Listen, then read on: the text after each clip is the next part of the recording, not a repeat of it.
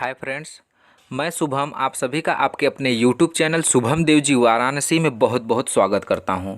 दोस्तों, जैसा कि आज 15 अक्टूबर है और 15 अक्टूबर के दिन यूपी पेट का फर्स्ट पेपर जो है मेरे पास आ चुका है। यह एक ऐसा पेपर है दोस्तों जिसमें मेरे द्वारा पढ़ाया गया सभी के सभी क्वेश्चन सीधे एग्जाम में आया हुआ है। आप देख भी सकते हैं, बाकायदा प्रूफ के साथ हम आपको दिखाएंगे भी। तो चलिए दोस्तों, वीडियो को स्टार्ट किया जाए। दोस्तों, इसमें एक पहला क्वेश्चन है कि निम्नलिखित में से किस देश के वैज्ञानिकों ने पहला कृत्रिम भ्रूण तैयार किया है।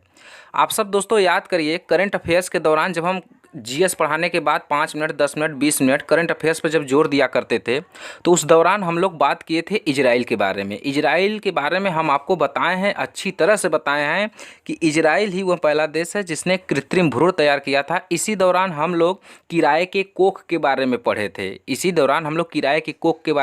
थे। इन सब के बारे में हम लोग अच्छे से पढ़े हैं। यदि आप एग्जाम में दोस्तों ठीक किए हैं तब तो बहुत अच्छी बात है। चलिए आगे बढ़ते हैं। अगला है दोस्तों, निम्नलिखित में से किस देश ने अगस्त 2022 में ताइवान के आसपास अपना अब तक का सबसे बड़ा सैन्य अभ्यास किया है। दोस्तों, इसका आंसर होगा चीन। हम लोग करंट अफेयर्स में अक्सर बात करते थे कि ताइवान किसके अधीन आने वाला है, चीन के अधीन आने वाला है, और ताइवान और चीन के बीच अक्सर विवादों का विषय बना हुआ था। तो ताइवान के अगल बगल जो है सबसे बड़ा अभ्यास जो किया हुआ है वो कौन है? चीन की राजधानी बीजिंग। आगे बढ़ते हैं। अगला है दोस्तों, निम्नलिखित में से कौन सा पड़ोसी देश नहीं है, यानी भारत का कौन सा पड़ोसी देश नहीं है। तो ये तो एकदम आसान बात है, न जाने कितनी बार हम आप सभी को रिवीजन कराए हैं। बचपन में एमबीए वाला ट्रिक भी याद कराए थे।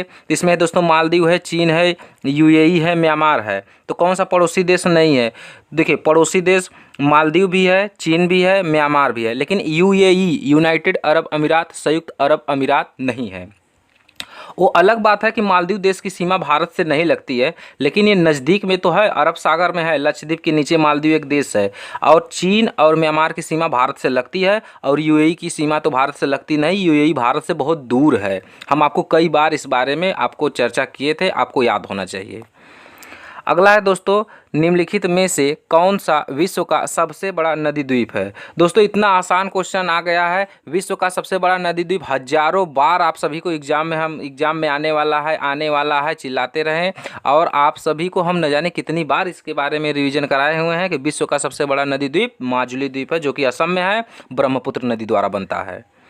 अगला है दोस्तों, निम्नलिखित में से हंगरी देश की मुद्रा क्या है। हंगरी देश की मुद्रा हम आपको याद कराए हुए हैं अच्छी तरह से, जब करंट अफेयर्स लास्ट में हम पढ़ाते थे। और करंट अफेयर्स के लास्ट में जब देशों का बात आता था तो देश की राजधानी और मुद्रा साथ में पढ़ाते थे। तो हंगरी की मुद्रा है दोस्तों फोरिंट। क्या है? फोरिंट।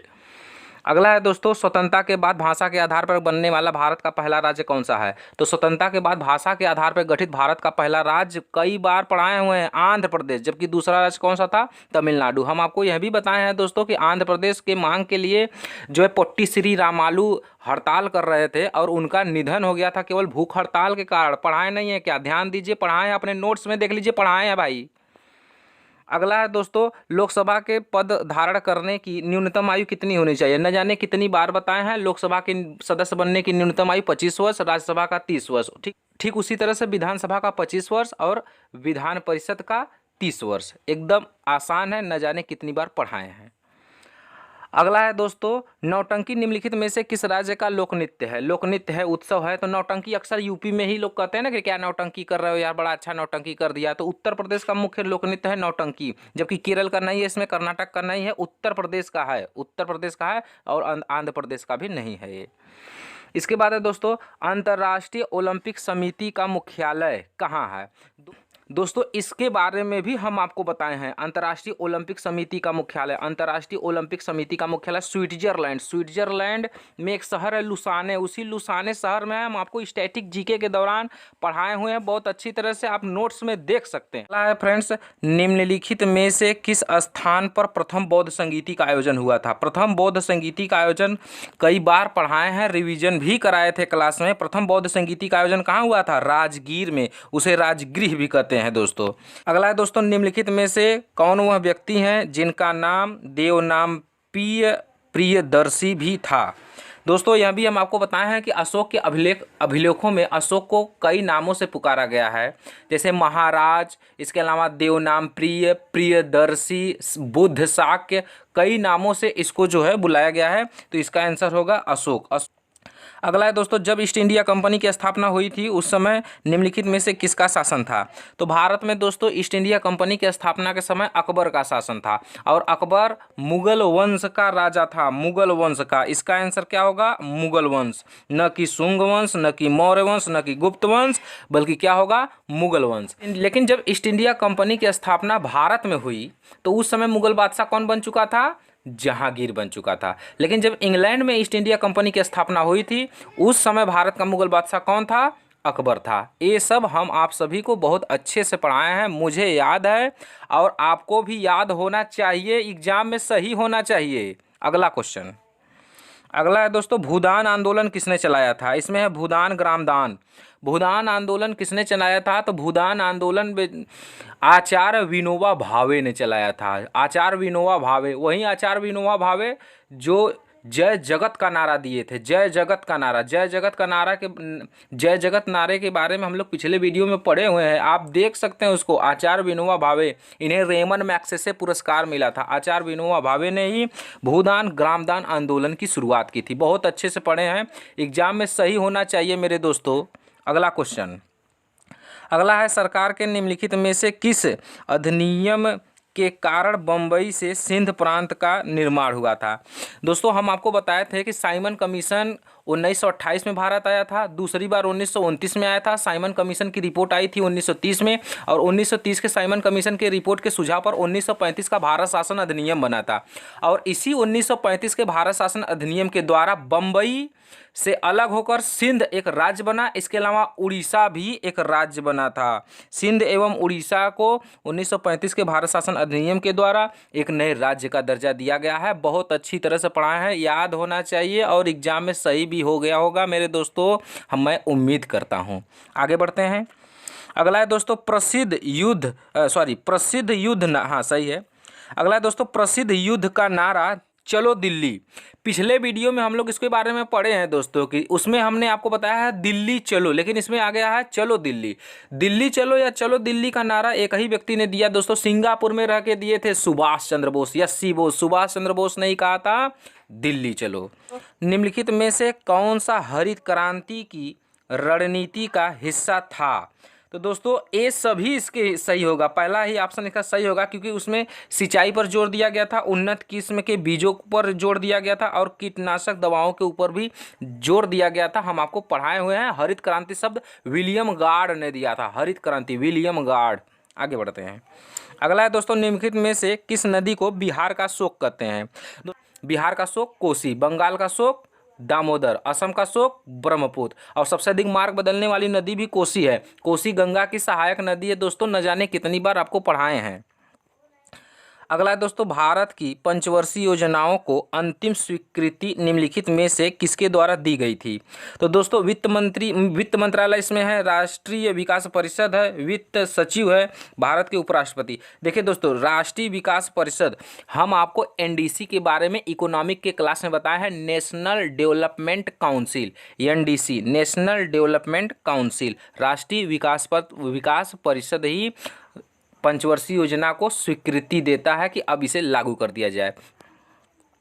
अगला है दोस्तों, किसी भी विकासशील अर्थव्यवस्था के प्रारंभिक चरणों में अधिकांश गतिविधियां क्षेत्र में संबंधित होती हैं। देखिए इसमें दोस्तों सूचना प्रौद्योगिकी, प्राथमिक क्षेत्र, तृतीयक क्षेत्र, द्वितीयक क्षेत्र। देखिए हम आपको इकोनॉमिक्स के क्लास में यह बताए हैं कि प्राथमिक क्षेत्र जब रहता है तो उस दौरान देश विकासशील की अवस्था में होता है, क्योंकि प्राथमिक क्षेत्र में कृषि, सभी प्रकार के जितने कृषि हैं वही आता है। जबकि द्वितीयक क्षेत्र में जितने कंपनी हैं वो सब आता है, उद्योग वगैरह जितना है वो सब द्वितीयक क्षेत्र में आता है। जबकि तृतीयक क्षेत्र में क्या होता है, सेवा सेक्टर की मुख्य भूमिका होती है। यह हम आपको क्लास में बहुत अच्छे से पढ़ाए हुए हैं। उम्मीद करते हैं दोस्तों कि आप एग्जाम में से ठीक किए होंगे। अगला है दोस्तों, भारत की संघ कार्यकारिणी में निम्नलिखित में से कौन शामिल नहीं है? देखिए दोस्तों, इसमें राज्य के मुख्यमंत्री हैं, राष्ट्रपति है, प्रधानमंत्री है, उपराष्ट्रपति है। तो दोस्तों इसका आंसर क्या होगा, राज्यों के मुख्यमंत्री। आप इसे ऐसे भी देख सकते हैं ना, भाग 5 में संघ कार्यपालिका है और भाग 6 में राज्य कार्यपालिका है। भाग 5 में राष्ट्रपति, उपराष्ट्रपति, प्रधानमंत्री, संसद, सुप्रीम कोर्ट, इन सबको पढ़ना होता है, जबकि भाग 6 में राज्य कार्यपालिका है और उस भाग 6 में मुख्यमंत्री, राज्यपाल, हाई कोर्ट, इन सबको पढ़ना होता है। अगला देखते हैं दोस्तों। अगला यहाँ पे थोड़ा कट गया है, कह रहा है संविधान के किस अनुच्छेद में सर्वोच्च न्यायालय के बारे में उल्लेख है। तो आर्टिकल 124 में सर्वोच्च न्यायालय के बारे में बताया गया है। हम आपको संविधान के क्लास में बहुत अच्छे तरह से बताए हुए हैं।